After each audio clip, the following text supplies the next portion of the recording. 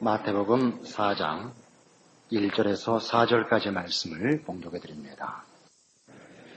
그때에 예수께서 성령에게 이끌려 마귀에게 시험을 받으러 광야로 가사 40일을 밤낮으로 금식하신 후에 줄이신지라. 시험하는 자가 예수께 나와서 가로되 내가 만일 하나님의 아들이거든 명하여 이 돌들이 떡덩이가 되게 하라. 예수께서 대답하여 가라사대 기록되었으되 사람이 떡으로만 살 것이 아니요 하나님의 입으로 나오는 모든 말씀으로 살 것이라 하였니라 하시니. 이 마태복음 4장에 나타나는 예수님이 받으신 시험은 예수님의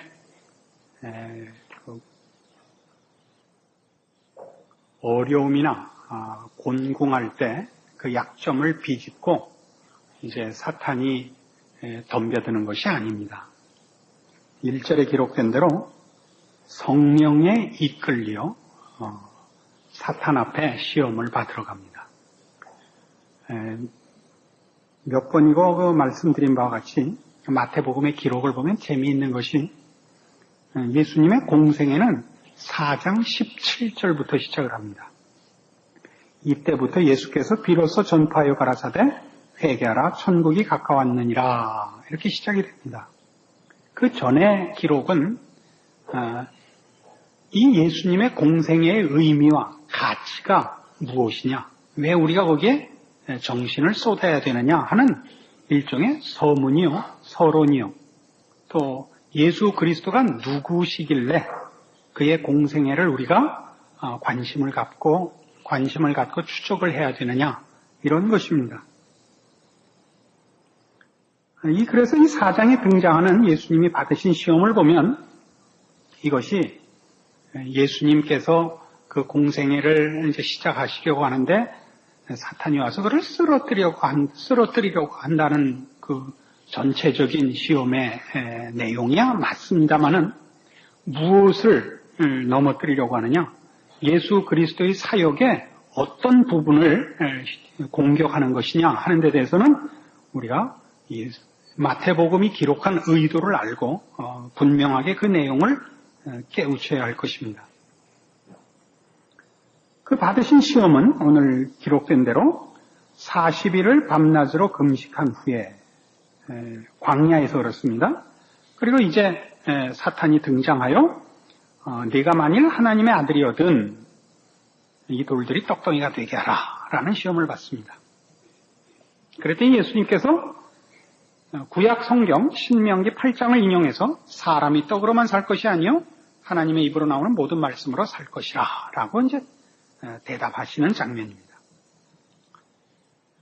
예수님이 오셔서 이제 하셔야 되는 일이 뭔가 하면 우리를 죄에서 구원하시는 일입니다. 지난번에도 말씀드린 대로 예수님의 구속 사역에는 죄 아래에 있는 우리를 구원하시는 것만 문제가 아니고 그 죄 아래에서 꺼내다가 데려갈 때가 있어야 된다 그랬습니다.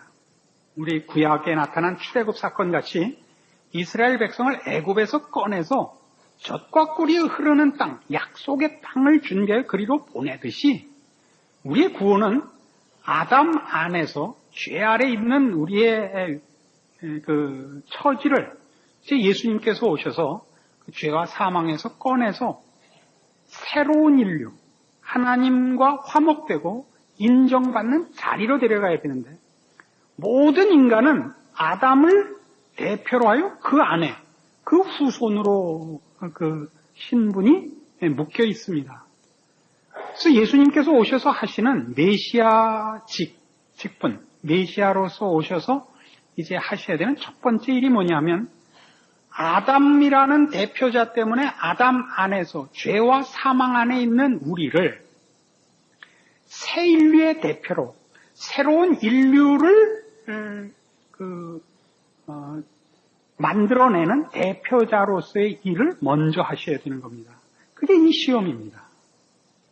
그러니까 이 시험을 보면 이 성령에게 이끌려 마귀에게 시험을 받으러 광야로 가셨다 하는 이 내용 속에 구약의 두 가지 사건을 배경으로 깔고 있습니다. 비교하도록. 그 첫 번째가 아담과 하와가 에덴 동산에서 사탄에게 시험을 받는 장면과 이스라엘 백성이 출애굽하여 광야 생활을 통하여 하나님 앞에 하나님의 백성으로 시험을 받는 것을 그 역사적 배경으로 깔고 이 사건을 기록함으로써 우리로 하여금 예수 그리스도가 받으시는 시험의 그 본질적인 그 초점이 무엇인가를 상기케 하고 있습니다. 그래서 우선 이 돌로 떡덩이가 되게 하라라는 것이 무슨 시험이며, 그래서 거기에 대하여 사람이 떡으로 살지 않고 하나님의 말씀으로 산다는 것이 무슨 뜻인지 신명기 8장으로 찾아가 봅니다. 구약 성경 274페이지입니다.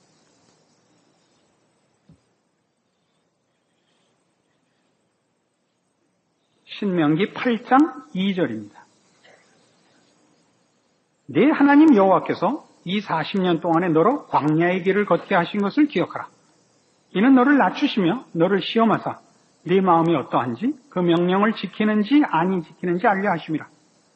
너를 낮추시며 너로 줄이게 하시며 또 너도 알지 못하며 네 열조도 알지 못하던 만나를 네게 먹이신 것은 사람이 떡으로만 사는 것이 아니요 여호와 입에서 나오는 모든 말씀으로 사는 줄을 너로 알게 하려 하심이니라. 이 40년 동안에 네 의복이 헤어지지 아니하였고 네 발이 부르지 아니하였느니라. 너는 사람이 그 아들을 징계함 같이 네 하나님 여호와께서 너를 징계하시는 줄 마음에 생각하고 네 하나님 여호와의 명령을 지켜 그 도를 행하며 그를 경외할지니라. 자, 여기 재밌는 말이 나오죠. 2절 다시 보세요. 이 40년 동안에 너로 광야의 길을 걷게 하신 것을 기억하라 그래요. 이 40년 광야 생활이 너를 낮추고 너를 시험하여 네 마음이 어떠한지 알려고 그랬다 그래요. 그래서 너를 낮추고 줄이게 하여 만나를 먹임으로써 사람이 떡으로만 살지 않고 하나님의 말씀으로 사는 줄 알게 하려 했다 그래요. 여기 지금 설명하고 있는 이 내용의 역사적 배경이 되는 사건은 출애굽기 16장에 나옵니다. 찾아가 보셔야 됩니다. 출애굽기 16장 1절입니다. 출애굽기 16장 1절 이스라엘 자손의 온 회중이 엘림에서 떠나 엘림과 시내산 사이 신광야에 이르니 애굽에서 나온 후 제2월 15일이라. 이스라엘 온 회중이 그 광야에서 모세와 아론을 원망하여 그들에게 이르되 우리가 애굽 땅에서 고기 가마 곁에 앉았던 때와 떡을 배불리 먹던 때에 여호와의 손에 죽었다면 좋았을 것을 너희가 이 광야로 우리를 인도하여 내어 이 온 회중으로 죽여 죽게 하는도다. 때에 여호와께서 모세에게 이르시되 보라 내가 너희를 위하여 하늘에서 양식을 비같이 내리리니 백성이 나가서 일용할 것을 날마다 거둘 것이라. 이같이 하여 그들이 나의 율법을 준행하나 아니하나 내가 시험하리라. 이 16장은 물론 15장 다음에 있죠. 그렇죠? 15장은 뭐냐? 홍해를 건넌 사건입니다.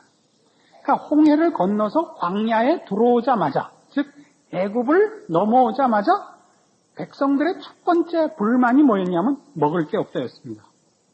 그럼 당연한 불평이죠. 광야에 들어서니까 양식이 없죠. 그러나 지금 이 1절에서 4절까지를 보면 이게 다만 먹을 게 없다라는 불평이 이 불평의 핵심은 아니었다는 걸 알게 됩니다. 4절 다시 보세요. 때에 여호와께서 모세에게 이르시되 보라 내가 너희를 위하여 하늘에서 양식을 비같이 내리리니 백성이 나가서 일용할 것을 날마다 거둘 것이라. 이같이 하여 그들이 나의 율법을 준행하나 아니하나 내가 시험하리라 그럽니다. 그래서 이 불평 속에는 배가 고픕니다만 있는 것이 아니라 배가 고파서 범죄합니다라는 핑계가 있다는 것을 우리가 이해할 수 있습니다. 하나님의 명령을 따르고 신앙을 지키고 싶어도 목구멍이 포도충이라서 못합니다 이거예요. 그러니까 하나님의 답은 이겁니다. 그러면 너희가 범죄하고 내 말을 듣지 않는 것이 외적 조건 때문인지 내적 조건 때문인지 보자. 이것이 만나를 주게 된 동기요. 만나를 주고서 시험하겠다라고 표현하신 이유다 이렇게 되는 겁니다. 이해하시겠어요? 이스라엘 백성들의 말은 하나님의 뜻을 따르고 의롭고 거룩하게 사는 것은 우리도 그런 마음을 갖고 있는데 배가 고파서 범죄하지 배부르면 죄 안 짓습니다. 이 얘기고 하나님의 대답은 그럼 너희가 배부른 다음에도 내 말을 지키는가 범죄하는가 한번 보자. 그럼 내가 먹을 것은 책임지 마. 해서 지금 신명기 8장에 왔다 이겁니다.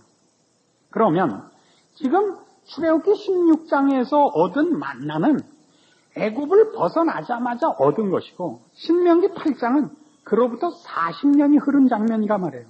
그런데 신명기 8장에서 너희가 이 40년 동안에 만나를 먹었다라는 얘기 속에 뭐가 포함되어 있느냐 하면 원래 광야는 40년 동안 돌아다니도록 의도되지 않았고 이스라엘 백성의 불신앙으로 인하여 벌로 40년이 됐거든요.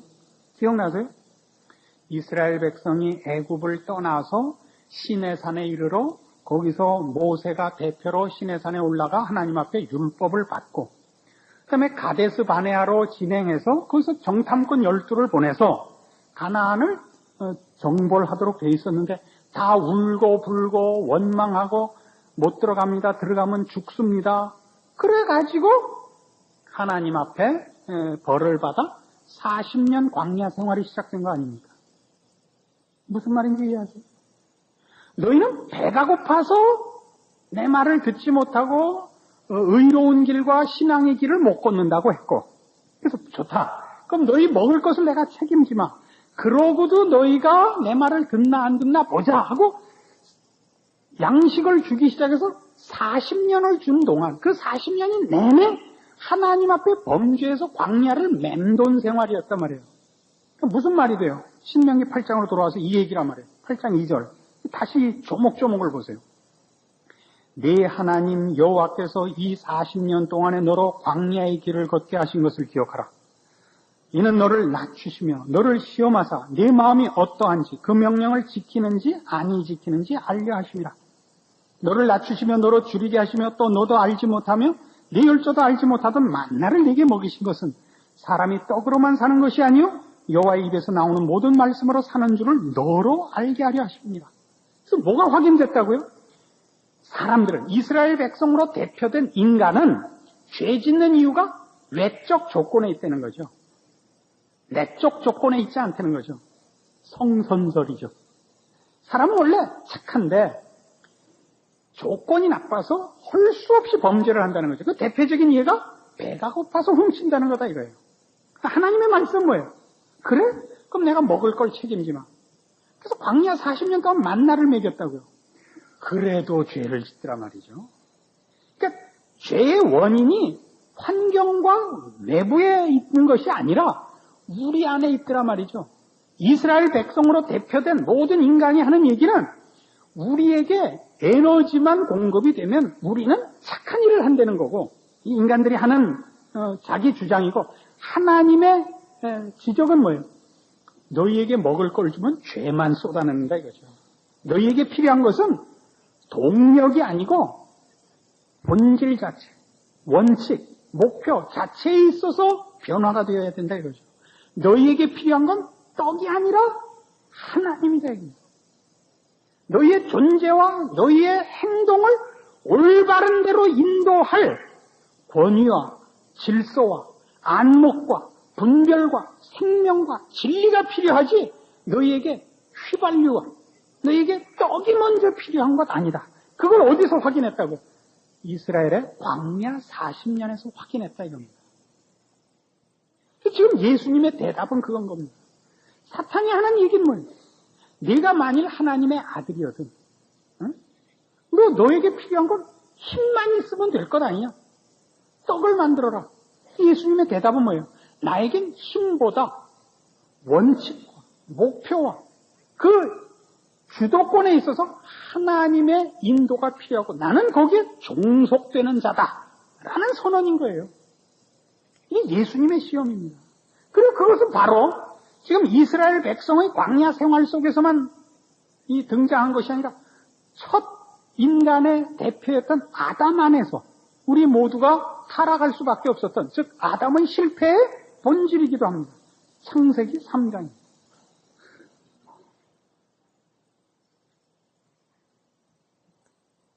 창세기 3장 1절.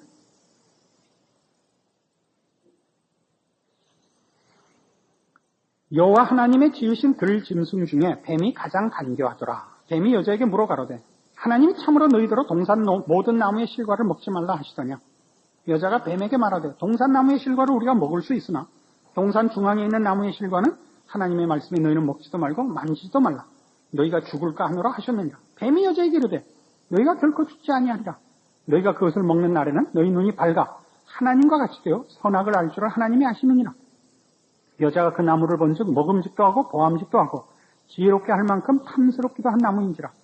여자가 그 실과를 까먹고 자기와 함께한 남편에게도 주매 그도 먹은지라. 이에 그들의 눈이 밝아 자기들의 몸이 벗은 줄을 알고 무화과 나무 잎을 엮고 치마를 하였더라.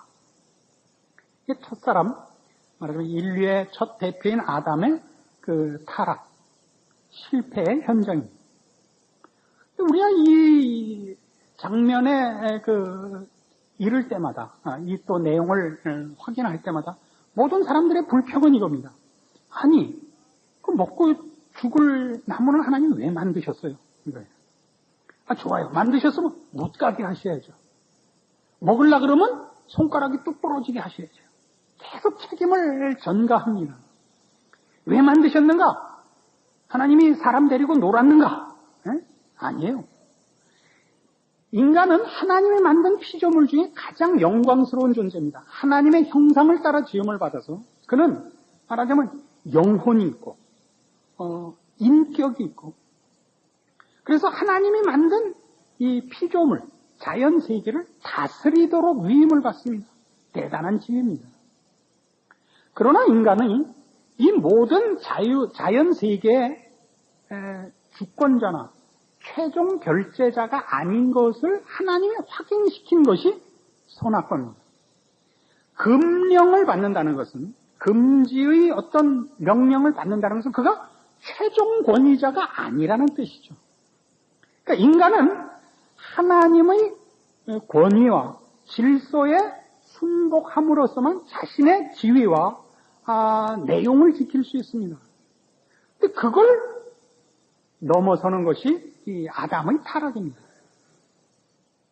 그래서 선악과는 그 내용이 뭐냐, 먹으면 도대체 뭐고 안 먹으면 뭐냐를 떠나서 선악과의 존재야말로 인간의 위치와 지위가 어디에 있고 그가 향유하는 모든 특권과 영광이 어떤 조건 하에서 가능한가를 가르치는 것입니다.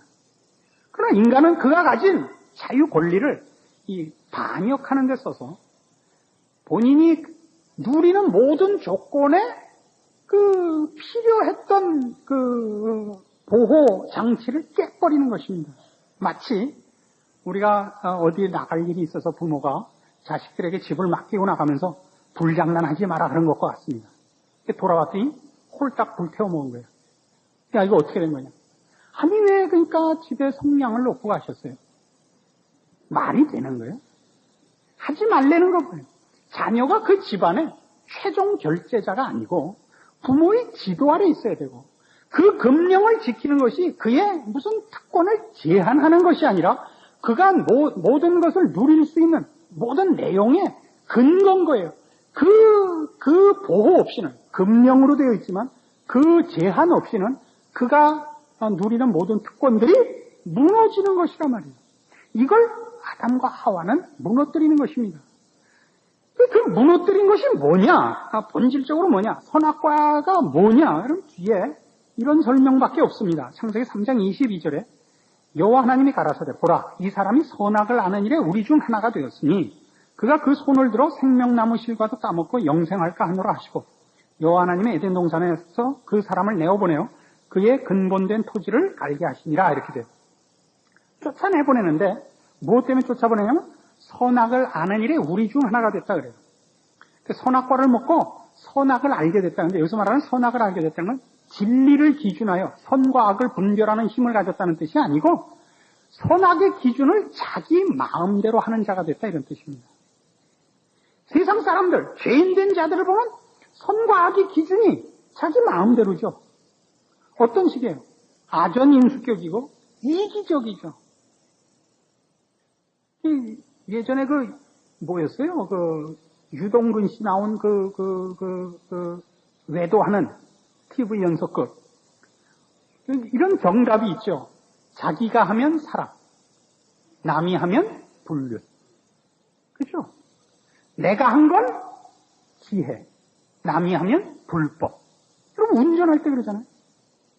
내가 끼어들려는데 깜빡이를 안 맞춰도 아무도 안 비켜줘. 저 몰상식한 놈들. 그거 한 번 못 참아.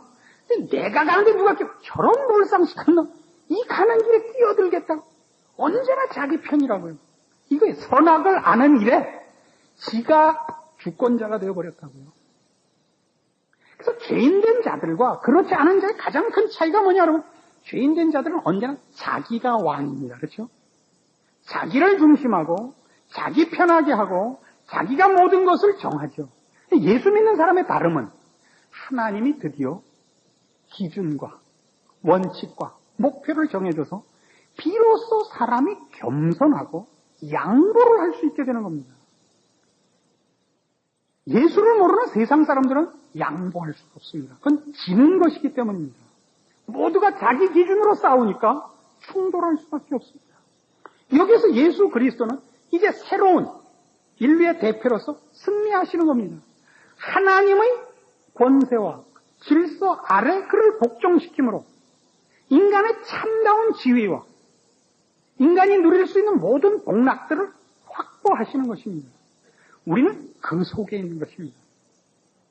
예수님의 메시아 직분에 있어서 맨 처음 하셔야 되는 일이 뭐냐면 이 새 인류를 만들어낼 수 있는 대표자로서의 승리입니다. 아담 안에서 우리가 다 실패자요.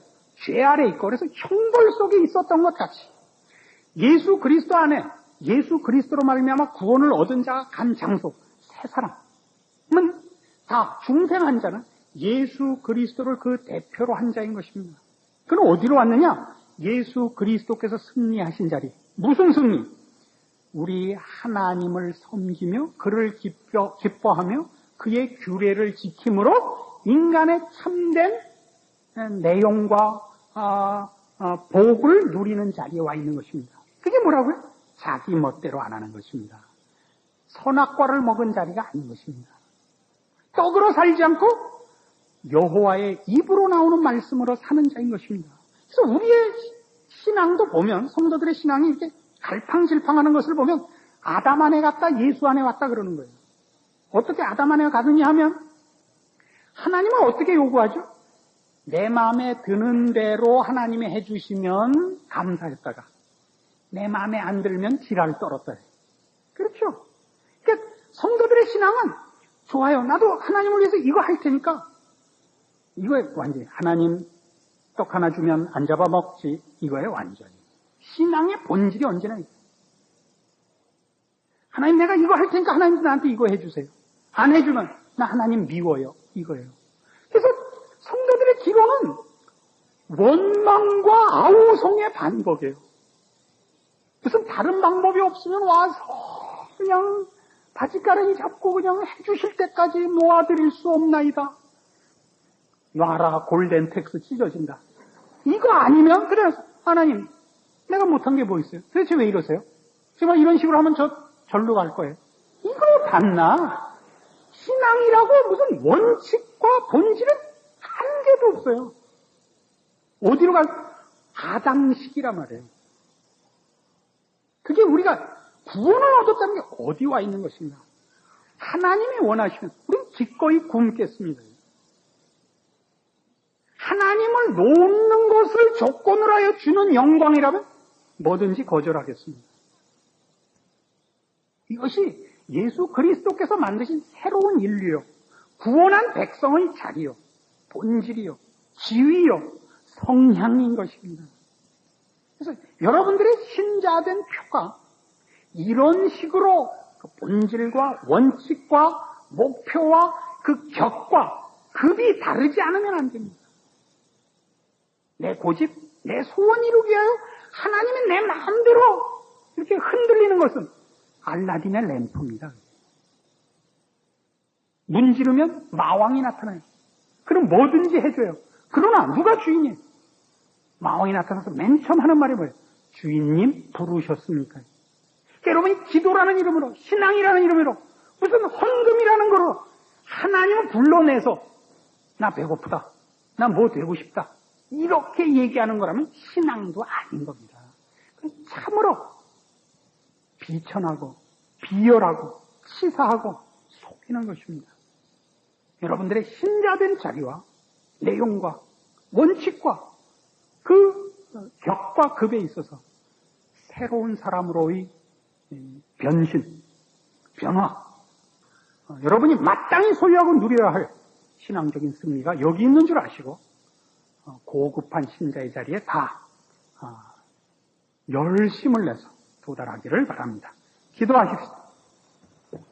하나님 아버지 은혜를 감사합니다. 하나님이 그리스도 예수 안에서 우리를 받으사 이제는 우리 하나님을 기뻐하며 순종하여 영광과 복과 그리고 감사와 존귀로 가는 자리에 들어섰음을 확인합니다. 그러므로 이제는 우리가 주 안에서 승리하기 위하여 더 많이 하나님께 메어 달릴 일이요 때를 쓸 것이 아니라 담기 위하여 노력해야 할 것입니다. 이 모든 일에 주를 통하여 이루시고 가르친 대로 주 예수 안에서 새 사람 된 의와 진리와 생명과 영광과 영원을 지향하는 복된 자로서 승리하게 도와주시옵소서. 예수님의 이름으로 기도합니다. 아멘.